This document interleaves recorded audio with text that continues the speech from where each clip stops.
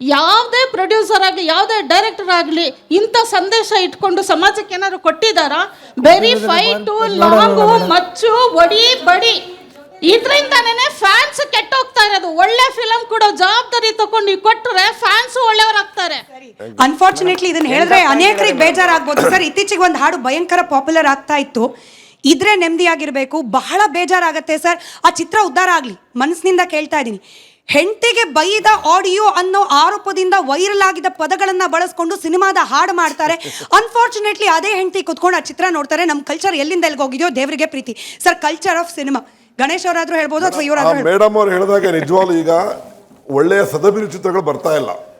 ನಮ್ಮ ಕನ್ನಡ ಪ್ರೇಕ್ಷಕ ಎಸ್ಪೆಷಲಿ ಇಡೀ ಭಾರತ ದೇಶದಲ್ಲಿ ಕಂಪೇರ್ ಮಾಡಿದ್ರೆ ನಮ್ಮ ಕನ್ನಡ ಚಿತ್ರಗಳ ಪ್ರೇಕ್ಷಕರು ಬಹಳ ಡಿಗ್ನಿಫೈಡ್ ಸ್ಪೆಕ್ಟೇಟರ್ಸ್.